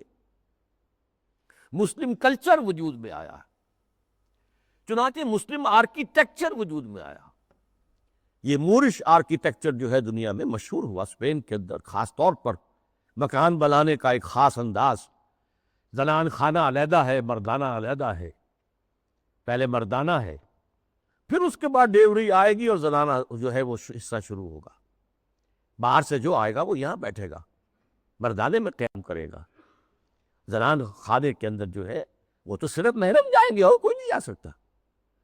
اس تہذیب کی بنیاد وہ جو اسلامی تہذیب تھی، اس پر، اسی پر آرٹ مسلمانوں کا قائم ہوا۔ خطاطی دنیا میں بہت بڑا آرٹ بن گیا، بہت بڑا آرٹ، ہاتھ سے، منہ قلم سے جو آرٹ پیدا کیا خطاطی کی شکل میں آیا، یا عام بظاہر فطرت کی نقاشی۔ تو یہ ہے جو میری بات ہے وہ سمجھ لیجئے کہ تہذیب میں فرق نہیں آیا، آئلی نظام میں فرق نہیں آیا، معاشرتی اقدار میں فرق نہیں آیا، چاہے سیاسی اور معاشی اعتبار سے دجالیت جو ہے مختلف ادوار سے گزر کر آ گئی۔ اب ظاہر بات ہے کہ دجالیت کا آخری حملہ جو ہے وہ اس تہذیب پر ہے۔ چادر اور چار دیواری کا جو حصار ہے، قلعہ ہے، اس کو توڑ دو، منہدم کر دو، مخلوط معاشرت قائم کرو، بے پردگی، عریانی، فحاشی اور مخلوط معاشرت جو ہے اس کو عام کرو، فروغ دو، پھیلاؤ۔ آزاد شہوت رانی، اس کو فروغ دو، جس کے نتیجے میں شادی کا مقدس جو ایک بندھن ہے اس کی حیثیت ختم ہو جائے۔ جیسا کہ آپ کو معلوم ہے ویسٹ میں اب یہ شادی بیاہ جو ہے وہ تقریباً، یعنی یوں سمجھیے کہ مفقود ہونے والی بات ہے۔ وی آر لیونگ ٹوگیدر، مرد اور عورت ساتھ ہم رہ رہے ہیں، لیکن ہم شادی شدہ نہیں ہیں، وی آر ناٹ میریڈ، اولاد ہو رہی ہے۔ بش نے کئی دفعہ واعظ کہا ہے شادی کرو، شادی کرو، شادی کرو۔ کیوں کہہ رہا ہے؟ اس لیے کہ وہاں تو شادی کوئی کرتا ہی، آئلی قوانین ایسے غیر فطری ہیں کہ کوئی مرد اس کو گوارا نہیں کرتا کہ وہ شادی کے بندھن میں بندھے اور قانونی طور پر اتنی زد میں آ جائے ان قوانین کے۔ وی آر لیونگ ٹوگیدر، بات ہو گیا، علیحدہ ہو گیا، سیپریٹ ہو گیا، تو اس سے کوئی کسی کو قانونی ذمہ داری نہیں ہے مرد کے اوپر۔ خاندانی نظام کی بے کنی، یہ ہے جو آخری حملہ ہے دجال کا، اور یہ حملہ جیسا کہ میں آپ سے کہتا ہوں کہ دنیا میں کہہ چکا ہوں، دنیا کے بہت بڑے حصے میں تو پورے طور پر آ چکا ہے۔ ابھی عالم اسلام میں یہ اتنا فروغ نہیں پا سکا ہے، ابھی کچھ نہ کچھ خاندانی قدریں موجود ہیں، کچھ بزرگوں کا احترام ہے، شادی کا بندھن کی اس کی کوئی اہمیت ہے، اس کا ایک تقدس ہے، شرم و حیا کی کوئی قدر و قیمت ہے، عصمت و عفت کا کوئی تصور ہے، وہ بھی کوئی اعلیٰ قدر ہے، ستر اور حجاب کے کچھ نہ کچھ، بہرحال اگرچہ بہت بڑے پیمانے پر وہ فتنہ ہمارے ہاں بھی آ رہا ہے، لیکن ابھی کچھ نہ کچھ بقایا ہے، اور یہ سب عالمی سطح پر ہو رہا ہے۔ مسلمانوں کی تہذیب کی یہ جڑ اور بنیاد کاٹنے کے لیے، ذرا یاد کیجئے، قاہرہ کانفرنس ہوئی سب سے پہلے عالمی سطح پر، ویمن لب، عورتوں کی آزادی کے لیے، پھر بیجنگ کانفرنس ہوئی، پھر بیجنگ +5 کانفرنس ہوئی یونائٹڈ نیشنز آرگنائزیشن کی جنرل اسمبلی کے تحت، اور اس میں کیا سفارشات دی گئی یہ پہلے بھی میں بیان کر چکا ہوں۔ نمبر 1، ہومو سیکسولیٹی کو کوئی عیب نہ سمجھا جائے، یہ بھی انسان کا ایک طبعی تقاضا ہے، مرد مرد سے، عورت عورت سے شہوت رانی کرے، یہاں تک کہ مرد اور مرد کی شادی اور عورت کی شادی ہے، ایک مرد جو ہے وہ شوہر ہے، دوسرا مرد بیوی ہے، ایک عورت شوہر کے درجے میں ہے، دوسری عورت بیوی کے درجے۔ اسی طریقے سے یہ جو تم کہتے ہو عصمت فروش عورتوں کو پروسٹیٹیوٹس، یہ بڑا گندا لفظ استعمال کرتے ہو، ان کو اس کو بھی اس کا احترام ہونا چاہیے، وہ بھی ایک پیشہ ہے، ایک محنت ہے، لہذا انہیں کہو سیکس ورکرز، محنت کش، جنس کی بنیاد پر محنت کرنے والیاں۔ آخر کوئی شخص مزدور کام کر رہا ہے، وہ اپنے جو مسل پاور ہے اسے استعمال کر رہا ہے اور پیسہ کما رہا ہے، تو ایک عورت نے اپنے جسم کے ایک اور حصے کو استعمال کیا ہے اور پیسے کما رہی ہے، تمہیں کیا اعتراض ہے؟ کیوں حقارت کی نگاہ سے دیکھتے ہو؟ پھر مرد اور عورت ہر اعتبار سے برابر برابر برابر، شانہ بہ شانہ، وراثت میں برابر کا حصہ۔ یہ کیا ہے؟ عورت کا حصہ آدھا مرد سے، یہ کیا گواہی عورت کی آدھی مرد سے؟ کیا تو کی برابر برابر۔ اور عورت اگر شادی کر کے تمہارے گھر میں آباد ہو جاتی ہے تو اگر وہ گھر کا کام کاج کرے گی تو اجرت لے گی اس پر، اس کو حق حاصل ہے۔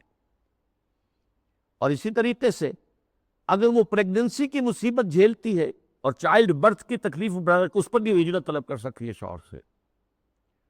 اور نمبر 3، اگر ہم بستری کے لیے مرد جو ہے اصرار کرے جبکہ عورت انکار کر رہی ہو تو اس کو بھی ریپ کہا جائے گا، زنا بالجبر کہا جائے گا، میریٹل ریپ، یہ شادی کے اندر بھی ریپ کا تصور ہے۔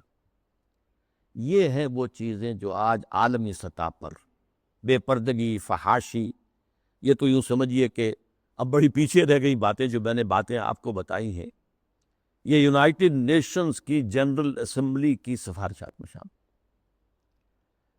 اب دیکھیے، شریعت کا ہمیں معلوم ہے کہ دار و مدار یا اساس یا بنیاد جو ہے 2 چیزوں پر ہے، بنیادی 2 اضافی چیزیں بھی ہیں، لیکن جو بنیادی ہیں سب کے نزدیک، قرآن اللہ کی کتاب اور سنت اللہ کے رسول کی، یہ سارے قوانین کا جو استنباط کیا جائے گا وہ ان 2 چیزوں سے۔ 2 اضافی چیزیں کیا ہیں؟ اجماع اور قیاس، اجتہاد، لیکن بنیادی 2 ہی ہیں، قرآن اور سنت رسول۔ لیکن خاص طور پر جب تہذیب کا معاملہ آتا ہے، تہذیب کے معاملے میں قرآن، سنت رسول، اور سب سے اہم ہے رسول سے محبت، رسول کی تعظیم، وہ مرکز ملت ہے دائم اور قائم ہمیشہ کے لیے۔ مرکز ملت وہ ہے اللہ کا رسول ہے صلی اللہ علیہ وسلم۔ ان کی تعظیم میں کمی ہوگی تو دین کی جڑ ختم ہو جائے گی، تہذیب ختم ہو جائے گی۔ ان کی اطاعت ہی نہیں، اتباع، ان کا اتباع اگر نہیں ہوگا تو تہذیب اسلامی نہیں رہے گی۔ پھر میں آپ کو اقبال کا شعر سنا رہا ہوں، وہ مصطفیٰ پر اساں خیش را کے دی ہماؤس، اگر بہو نہ رسیدی تمام بولا بیست۔ یہی وجہ ہے، دیکھیے ویسے تو یہ مضامین سورہ حجرات کے درس میں نے تفصیل سے بیان کیے، مرکزی شخصیت جو ہے ہمیشہ کے لیے امت مسلمہ کے اندر، باقی چھوٹی چھوٹی قیادتیں ادھر ادھر، کوئی پاکستان میں قائد اعظم بن گیا، کوئی بونگ بندو بن گیا، کوئی اور جو ہے وہ کارنو جو ہے وہ لیڈر بن گیا، یہ ہے سب، لیکن اصل لیڈر، اصل شخصیت، مرکزی شخصیت پورے عالم اسلام کے اندر وہ محمد رسول اللہ کے صلی اللہ علیہ وسلم۔ ان سے محبت، ان کی تعظیم، سوء ادب بھی نہ ہو جائے۔ ان کی آواز سے اوپر اپنی آواز کہیں کر دو گے تو سارے اعمال حبط ہو جائیں گے۔ یا ایھا الذین آمنوا لا ترفعوا اصواتکم فوق صوت النبی ولا تجہروا له بالقول کجہر بعضکم لبعض ان تحبط اعمالکم وانتم لا تشعرون۔ میں تفصیل سے عرض کرتا رہا ہوں کہ صحابہ کے دور میں تو مطلب تھا حضور کی آواز سے اونچی آواز کر کے بات کرنا، اب کیا ہے؟ حضور کی بات کے مقابلے میں اپنی بات لانا۔ حضور نے تو یہ کہا، لیکن میری رائے ہے۔ واہ، اگر آپ نے مان لیا کہ حضور نے یہ فرمایا ہے تو پھر آپ کون ہیں؟ یہ تمام اعمال صالحہ، ساری تمہارے کرتوت جو بھی تم نے کمائی کی ہے، سب ضائع ہو جائیں گے، تمہیں پتہ بھی نہیں چلے گا۔ بھائی میں نے کوئی گناہ کبیرہ تو نہیں کیا، میں نے کوئی اور نہ زنا کیا، نہ شراب پی ہے، نہ کچھ اور کیا ہے۔ انتم لا تشعرون، تمہیں شعور بھی نہیں ہوگا، اور تمہاری ساری جو بھی اب تک کی کارگزاری ہے، تمہارے اعمال ہیں، وہ سب ہبط ہو جائے۔ اب دیکھیے اس پر ٹو پرونگڈ حملہ ہو رہا ہے مغرب سے۔ نمبر ایک، محمد صلی اللہ علیہ وسلم کی شخصیت کو مجروح کر دو۔ یہ کام پہلے بھی ہوا ہے، لیکن یہ بڑے مصنفین کی کتابوں میں ہوا، بڑے محدود پیمانے پر ہوا۔ اب جو ہوا ہے آپ نے دیکھا، توہین رسالت کا معاملہ، اور جتنے بڑے پیمانے پر حضور کے کارٹون بنا کر شائع کیے گئے، انہوں نے دیکھ لیا ہے، ٹھیک ہے، عالم اسلام کا رد عمل کیا ہے؟ کوئی جلوس نکل آئے، کوئی توڑ پھوڑ ہو گئی، کوئی اپنا ہی بگاڑا ہے، ہمارا کیا بگاڑا؟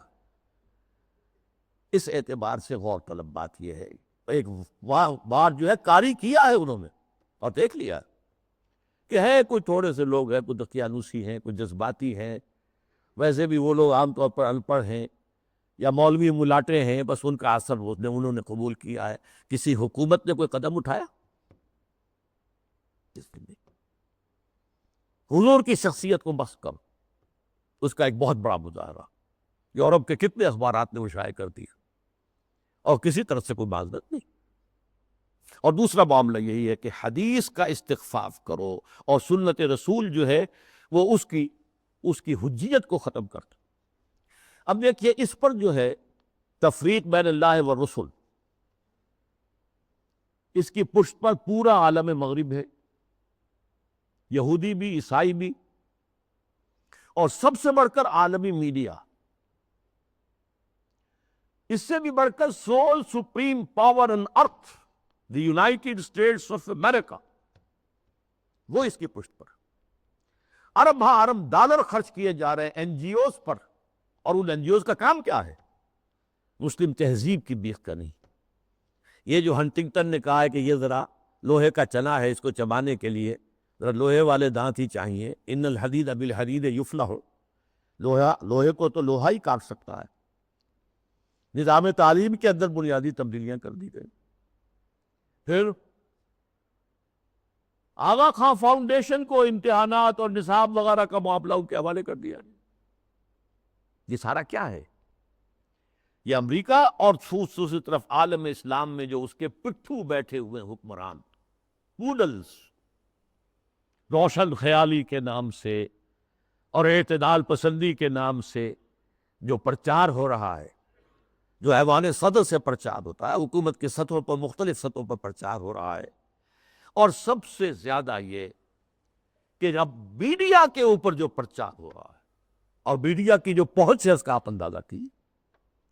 اس کے ضمن میں خاص طور پر میں آپ سے ذکر کر دوں، جس طرح ہنٹنگٹن کا ذکر آیا ہے، ایسے ہی رینڈ کارپوریشن کی سفارشات چند مہینے پہلے وہ آئی یہ سب سے بڑا ٹاپ کا تھنک ٹینک ہے امریکہ کا.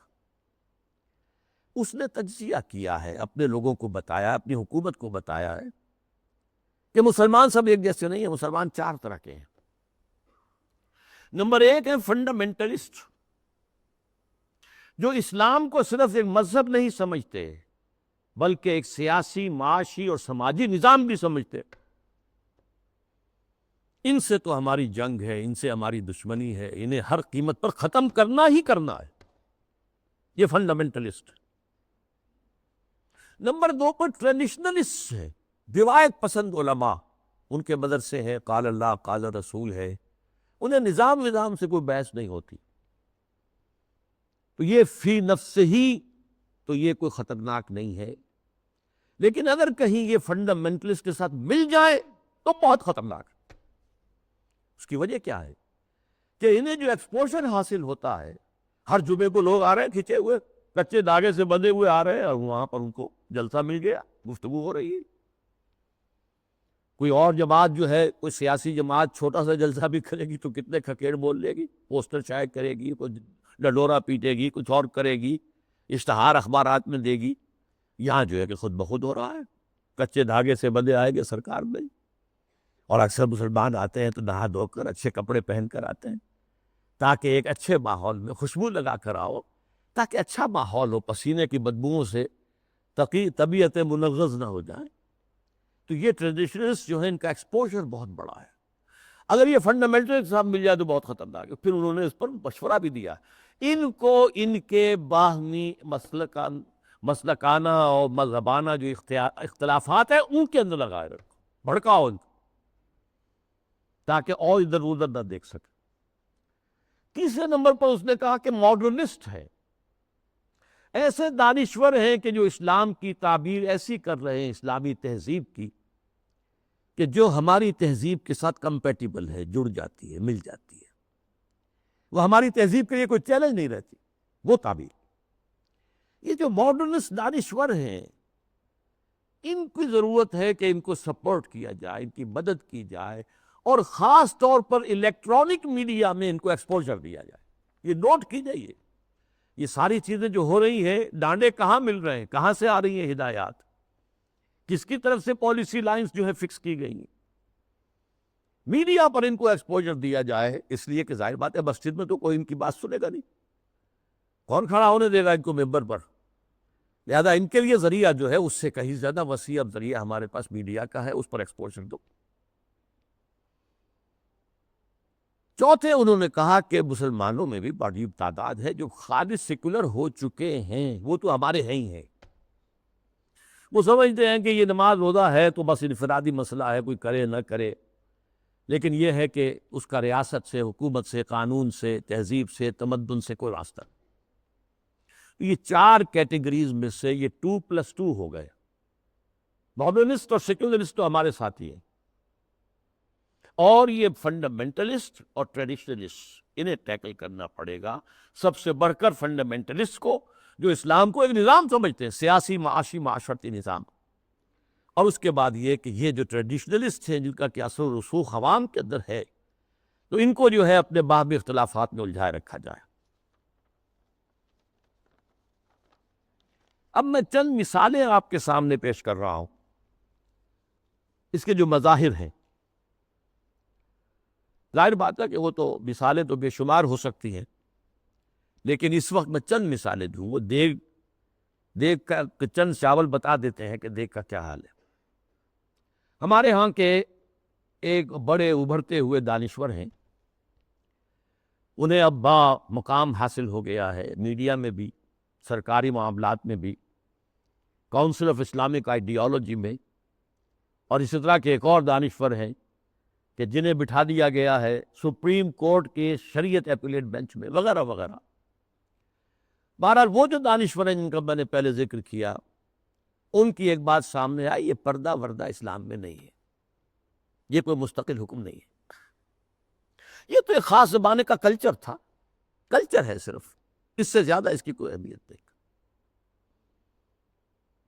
یہ بات صحیح ہے کہ یہ کلچر ہے، لیکن یہ مسلم کلچر ہے. صرف اس زمانے کے لیے نہیں تھا، یہ ہمیشہ کے لیے کلچر ہے۔ اس لیے کہ ظاہر بات ہے جب اسلام آیا ہے تو عرب میں کوئی کلچرل ویکیوم تو نہیں تھا، ان کا اپنا کلچر تھا۔ وہاں وہ اریانی نہیں تھی جو آج ہے، نہیں تھی۔ عورت کا لباس ہوتا تھا پورا۔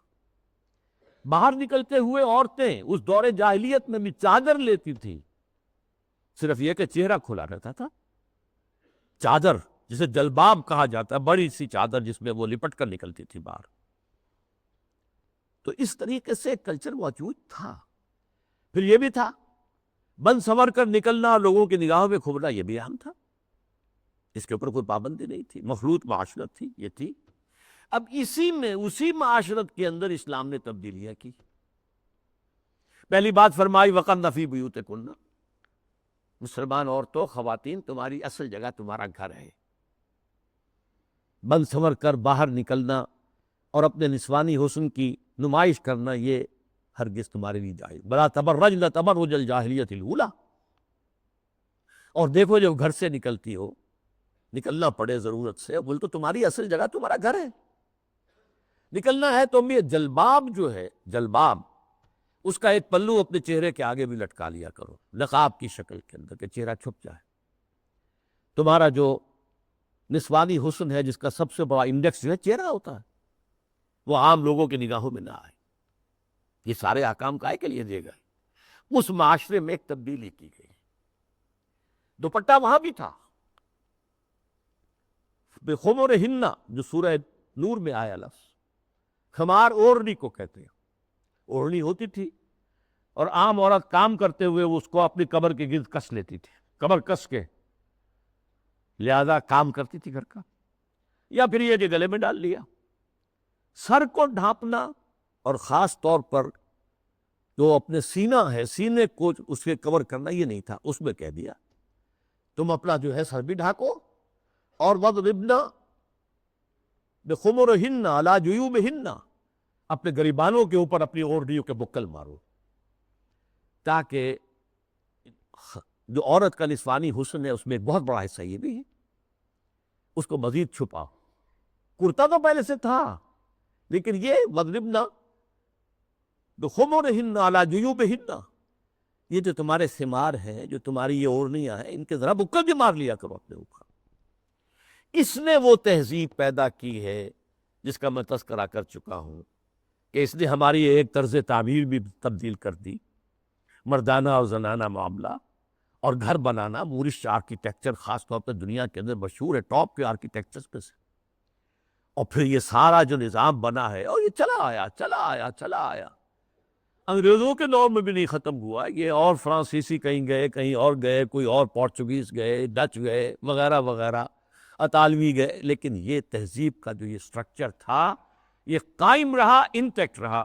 اب اس کے خلاف جو مہم ہو رہی ہے وہ میں آپ کو بتا چکا ہوں کہ عالمی سطح پر ہے۔ جیسے یہ پردے کے معاملے میں، یہ پردہ جو کہ میں نے ایک بڑی مفصل تقریر کی تھی، پردے 4 ہیں، ایک نہیں 4۔ پہلا پردہ جو ایک پورے کرٹن کی طرح گویا کہ ہمارے پورے معاشرے کے اندر تنا ہوا ہے، وہ سیگریگیشن آف سیکسز، عورتوں اور مردوں کو علیحدہ کہ وہ مخلوط معاشرت نہ۔ دعوت ولیمہ ہو رہی ہے تو ایک طرف عورتیں ہیں، دوسری طرف مرد ہیں، مخلوط نہیں۔ لیکن اب مخلوط بھی ہوتی، وہ تو جدید تہذیب جو ہے جیسے جیسے پھیل رہی ہے، اور کمال یہ کرتے ہیں کہ دولہا اور دلہن کو سجی سجائی دلہن کو لا کر جو ہے وہ وہاں پر اسٹیج پر بٹھا دیتے۔ بڑھ رہا ہے کینسر جو ہے وہ آگے سے آگے بڑھ رہا ہے۔ پہلا پردہ سیگریگیشن، ٹھیک ہے، کوئی کام کرنے کی پابندیاں نہیں ہے، تعلیم حاصل کرنے پر پابندی نہیں ہے، لیکن یہ کہ سیگریگیشن کے ساتھ ہوگا جو بھی معاملہ ہو۔ میں تفصیل سے کر چکا ہوں، وہ میری تقریر کے ویڈیو بھی ہیں، آڈیو بھی ہیں، وغیرہ وغیرہ، اور شاید وہ کہیں مضمون کی شکل میں میثاق میں چھپ بھی چکی ہو۔ اگلا پردہ کیا ہے کہ عورت گھر سے نکلے تو یا جلباب کے اندر لپٹی ہوئی ہو، اور یا یہ ہے کہ پھر اسی کی ایک شکل بن گئی، وہ لپٹی ہوئی بھی ہو، اپنے چہرے کے اوپر ایک اس کا حصہ پلو لٹکا بھی لے، اسی کی شکل بعد میں برقعے کی شکل میں آ گئی، آسانی ہو گئی۔ جلباب میں ہے تو آپ کا ایک ہاتھ جو ہے عورت کا وہ چادر کو سنبھالنے پر لگے گا، صرف ایک ہاتھ فری ہوگا، اگر آپ نے برقع اوڑھ لیا ہے اور نقاب بھی ڈالا ہوا، دونوں ہاتھ فری۔ ڈاکٹر کے ہاں جانا ہے، بچے کو لے کر دکھانا ہے، بچے کو گود میں لیا اور ایک ہاتھ میں بوتل لے رکھی ہے دوا کے لیے، ورنہ یہ ہے کہ معاملہ مشکل ہو جائے گا۔ تو برقع اس کی ایک ارتقائی شکل ہے۔ تیسرا پردہ چار دیواری، گھر کے اندر صرف محرم داخل ہوگا، نہ محرم نہیں جائے گا، چاہے وہ آپ کا داماد ہے، لیکن داماد کی محرم صرف اس کی بیوی ہے، آپ کی ایک بیٹی ہے، دوسری بیٹیاں اس کی محرم نہیں ہے۔ ساس محرم ہے اور آپ کی بیوی آپ کی محرم ہے، وہ اگر آئی ہوئی ہے اپنے میکے میں ٹھیک ہے، لیکن یہ کہ اندر جو دوسری لڑکیاں ہیں وہ نامحرم ہیں، سالیاں جو ہیں وہ تمہاری محرم نہیں ہیں۔ یہ تیسرا پردہ ہے۔ چوتھا پردہ ہے ستر۔ محرموں کے سامنے بھی پورا جسم نہیں کھول سکتے، صرف چہرہ، سر کے بال بھی نہیں، ہاتھ اور پاؤں، یہ ستر کہلاتا ہے۔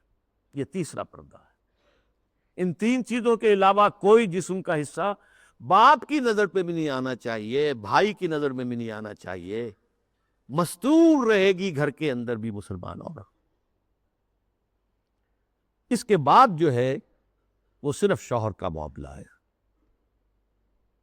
یہ چار پردے ہیں اسلام میں، اس تہذیب کی بنیاد آج اس کی بے کنی کی جا رہی ہے، ختم کیا جا رہا ہے، اور یہ ماسٹر سٹروک ہے، اسلامی تہذیب کی جڑ کھود دینے والی شے ہے۔ جیسے کہ میں نے عرض کیا کہ ایک کلچر تھا، اس کلچر کے اندر کچھ اضافہ کر دیا گیا۔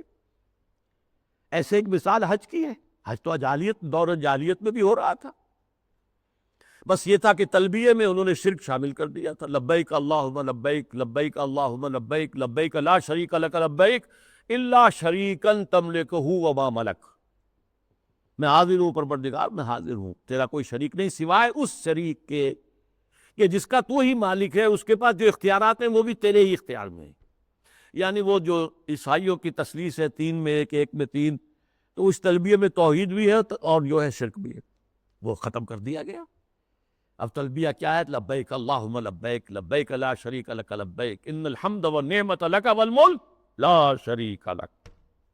بس یہی اصلاح کی گئی تھا۔ تلبیہ پہلے بھی تھا، طواف حرم کا پہلے بھی تھا، اب بھی ہے، بیت اللہ آپ جانا ہے، منا میں ٹھہرنا ہے، اور پھر اس کے بعد جو ہے وہ جانا ہے عرفہ، میدان عرفات میں۔ اس میں کیا غلطی ہو گئی تھی کہ قریش کہتے تھے کہ ہم تو حرم کے متولی، ہم حدود حرم سے باہر نہیں جا سکتے، وہ صرف منا میں ٹھہرتے، اس کو روک دیا گیا۔ ثم افیضوا من حیث افاض الناس، جاؤ تم بھی وہیں پر، تمہارا کوئی خاص مقام نہیں۔ عرفہ جو ہے، الحج علی عرفہ، حج تو نام ہی عرفہ کا ہے، وقوف عرفہ جو ہے اس کا رکن اعظم ہے۔ باقی تمام مناسک میں سے جو بھی چھوٹ جائے گا اس کا کوئی نہ کوئی جو ہے آپ اس کا ازالہ کر سکیں گے، لیکن اگر عرفہ رہ گیا، وقوف عرفہ نہیں ہوا تو حج نہیں۔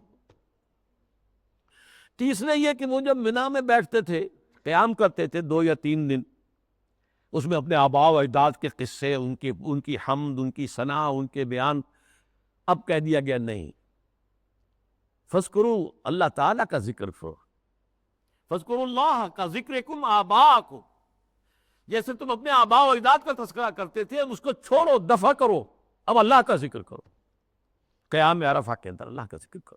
تو دیکھیے وہ چیز جو موجود تھی اسی میں اضافے کے ساتھ، کمی کے ساتھ حج کے مناسک بنا دیے۔ تو اس اصول کو اگر سمجھ لیا جائے تو وہ بات کہ یہ کہ کلچر ہے، یہ ٹھیک ہے، حقیقت ہے، کلچر ہے، لیکن جاہلی کلچر میں کچھ چیزیں اضافہ کر کے اس کا اسلامی کلچر بنایا گیا ہے۔ یہی جو صاحب ہیں ان کا کہنا یہ بھی ہے کہ موسیقی اسلام میں حرام نہیں، مزامیر کے ساتھ، سازوں کے ساتھ موسیقی جائز ہے۔ اچھا، ایک ان سے بھی بڑے دانشور ہیں، بڑی محترم شخصیت ہیں ہماری قومی سطح پر، انہوں نے کہہ دیا کہ اسلام میں شراب حرام نہیں ہے، شراب پی کر نشے میں دھت ہو جانا، مدہوش ہو جانا حرام ہے۔ دلیل یہ ہے کہ شراب کے لیے حرام کا لفظ قرآن میں کہیں آیا ہے؟ بتاؤ۔ اب بتائیے ڈھٹائی کا کیا علاج ہے؟ قرآن شراب کو رجس من عمل الشیطان قرار دے رہا ہے، شیطانی عمل، ناپاک۔ فاجتنبوہ کا حکم دے رہا ہے، اجتناب کرو اس سے، بچو اس سے۔ فہل انتم منتہون کی دھمکی سے باز آتے ہو کہ نہیں آتے؟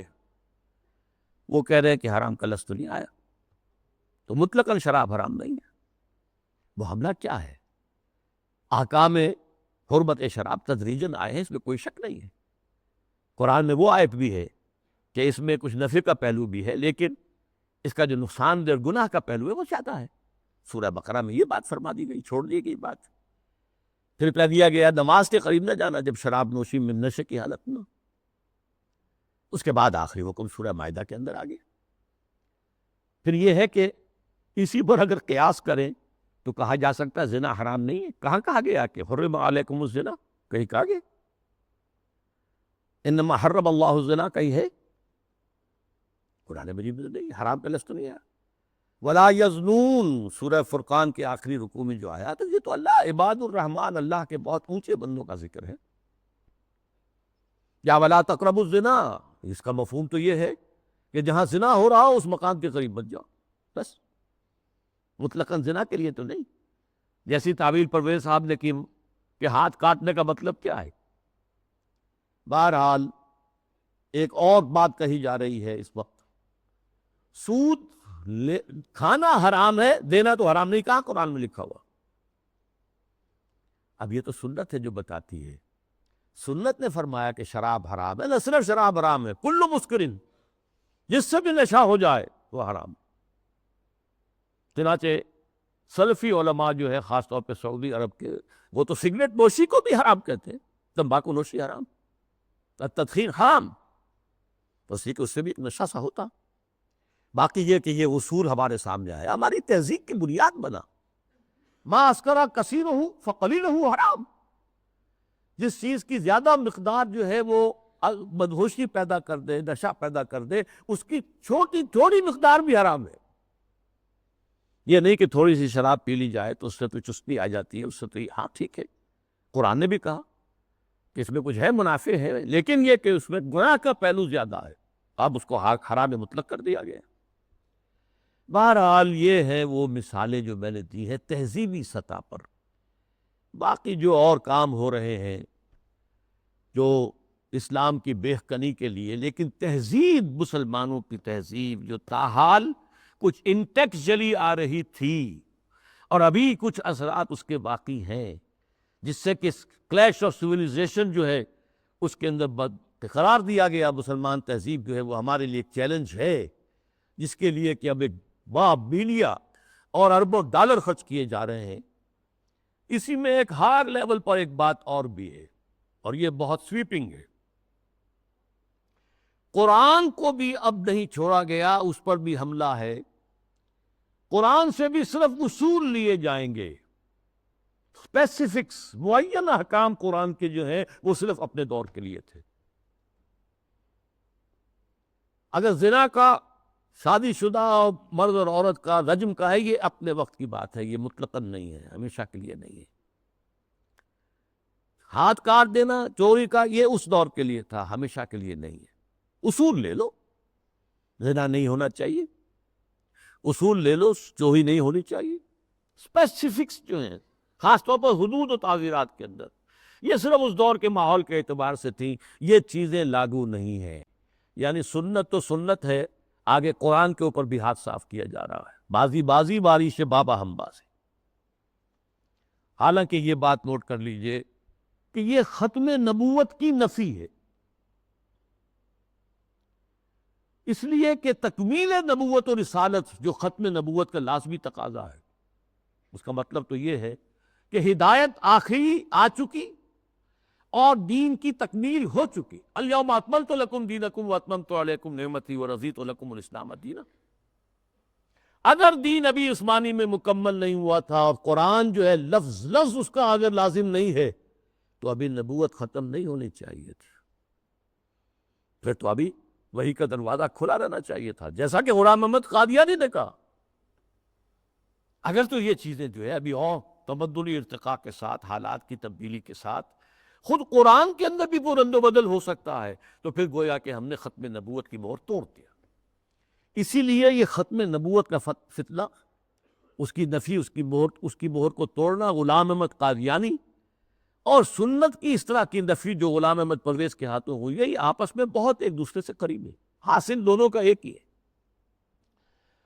اب جو نتیجہ میں نکال رہا ہوں، اس گمراہی کا جادو جو ہے وہ اب سر چڑھ کر بول رہا ہے، اور ایک عظیم سیلاب کے مانند اسلام کی بچی کھچی تہذیبی اقدار کو بھی ختم کرنے پر تلا ہوا ہے۔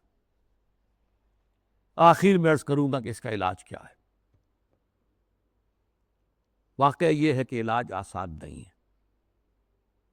لیکن ہمیں اپنی نجات کے لیے، اخروی فلاح کے لیے اپنی سی محنت اور سعی اور جہد کرنی ہی کرنی ہے، پیسیولی نہیں لینا ہے۔ ہاں باطل کا طوفان ہے، بہت سخت ہے، ٹھیک ہے، لیکن کھڑے رہنے کی کوشش کرنا، بلکہ اس کا رخ موڑنے کی کوشش کرنی۔ اصل تو اس کا رخ موڑے گا اگر کسی وقت اللہ کرے کہ یہ پاکستان کے نصیب میں ہو کہ کسی ملک میں اگر اسلامی نظام مکمل قائم کر کے دکھا دیا جائے دنیا کو، اس کی برکات لوگوں کو بچشم سر نظر آ جائے، تب اس دجالیت کا توڑ ممکن ہوگا، اس سیلاب کا رخ موڑا جا سکتا ہے۔ لیکن اس اصول کو عام کرنا، خود اپنے ذہن کے اندر بٹھا لینا کہ کتاب اللہ اور سنت رسول اللہ لازم و ملزوم ہے، ان کے درمیان متن اور شرح کا تعلق ہے، رشتہ جو ہے متن اور شرح، ایک متن ہے ایک اس کی شرح ہے، اور اس کی حتی الامکان ہر مسلمان تبلیغ کرے، اسے پھیلائے اپنے رشتہ داروں میں، اپنے قریبی لوگوں میں، اپنے عزیزوں میں، جہاں کام کرتا ہے وہاں کے جو اپنے کولیگز ہیں ان میں۔ اور دوسری اور اہم تر بات کیا ہے، ہم خود قائم رہے پورے کے پوری اسلامی اقدار پر، ہم اپنے گھروں میں اسلامی پردہ نافذ کریں، ستر و حجاب کے احکام نافذ کریں، یہ تو ہم کر سکتے ہیں۔ ابھی ہمارے ملک میں مصطفیٰ کمال پیدا نہیں ہوا، ٹھیک ہے، ایک شخص نے اس کو مشرف صاحب نے آئیڈیل قرار دیا، لیکن ابھی کسی نے پردہ جو ہے اس کو لازماً منسوخ نہیں کیا، جیسا کہ ترکی میں ہو گیا تھا۔ لیکن یہ کہ اگر ہم نے کیا ہے تو خود کیا ہے، مغربی تہذیب کو خود اپنے سینے سے لگایا، شرعی پردہ نافذ کرو اور اسلامی تہذیب کے ساتھ چمٹ جاؤ، تمسک کرو، چاہے تم اجنبی ہو جاؤ، چاہے تمہیں دقیانوسی کہا جائے، چاہے تم پر پھبتیاں کسی جائیں کہ اگلے وقت ہو کہ ہے یہ لوگ انہیں کچھ نہ کہو، یہ فنڈامنٹلسٹ ہے، یہ تاریخ خیال لوگ ہیں، یہ رجعت پسند قسم کے لوگ ہیں، یہ قدامت پرست لوگ ہیں، یہ کٹھ ملا ہیں، جو چاہے کہہ دے دنیا، لیکن برداشت کرو، کھڑے ہو جاؤ۔ وہی حدیث، اسی پر میں اپنی بات ختم کروں گا جو میں نے سنائی تھی، بدا الاسلام غریباً وسیعود کما بدا، آج کو اسلام کے غربت کا سب سے بڑا دور آ چکا ہے۔ پہلے ریاستی اور سیاسی سطح کے اوپر آیا تھا، پھر معاشی سطح کے اوپر آیا، پھر اب جو ہے تہذیبی سطح پر، سماجی سطح پر، آئینی قوانین پر، ستر و حجاب کے احکام پر، عصمت و عفت کے اقدار پر، شرم و حیا کے اقدار پر یہ جو حملہ ہے، یہ غرض بدا الاسلام غریباً وسیعود کما بدا، یہ اپنی انتہا کو پہنچ گیا۔ فطوبی للغرباء، تو ان لوگوں کے لیے تہنیت ہے، مبارکباد ہے جو اسلام کی اس غربت اور اجنبیت کے دور میں خود غریب بن جائیں، اجنبی بن جائیں، تانے سنیں لیکن کھڑے رہیں، اسلام کو اور اسلامی اقدار کو سینے سے لگائے رکھیں، چمٹے رہیں۔ وہ لوگ ہیں جن کے لیے مبارکباد ہے، تہنیت ہے، بشارتیں ہیں۔ اللہ تعالیٰ مجھے اور آپ کو اس معیار پر پورا اترنے کی توفیق عطا فرمائے۔ الحمدللہ الذی ہدانا لہذا وما کنا لنہتدی لولا ان ہدانا اللہ۔ جو بھی اللہ نے ہمیں ہدایت اپنی کتاب اور اپنے رسول کی سنت کے ذریعے سے عطا کی ہے، اس پر قلب کی گہرائیوں سے شکریہ ادا کیجئے۔ الحمدللہ الذی ہدانا لہذا وما کنا لنہتدی لولا ان ہدانا اللہ۔ ربنا لا تزغ قلوبنا بعد اذ ہدیتنا وہب لنا من لدنک رحمہ۔ اے اللہ تو نے ہدایت جو عطا فرمائی تھی امت مسلمہ کو، اب اس کے بعد اس کے دل کج نہ ہونے دے، اے اللہ اپنی حفاظت میں رکھ امت کو۔ اب اس کی بچی کچی اقدار کے خلاف بھی جو سیلاب آ رہا ہے، اے اللہ ہمیں توفیق دے کہ اس کے مقابلے کے اندر کھڑے ہو جائیں۔ ربنا لا تزغ قلوبنا بعد إذ هديتنا وهب لنا من لدنك رحمة إنك أنت الوهاب۔ اللهم اغفر لنا ولآبائنا ولأمهاتنا ولجميع المؤمنين والمؤمنات والمسلمين والمسلمات الأحياء منهم والأموات إنك سميع مجيب الدعوات۔ اللهم اشف مرضانا، اللهم اشف مرضانا، اللهم اشف مرضانا۔ اللهم حبب إلينا الإيمان وزينه في قلوبنا وكره إلينا الكفر والفسوق والعصيان۔ وصلى الله تعالى على خير خلقه محمد وبارك وسلم تسليما كثيرا كثيرا۔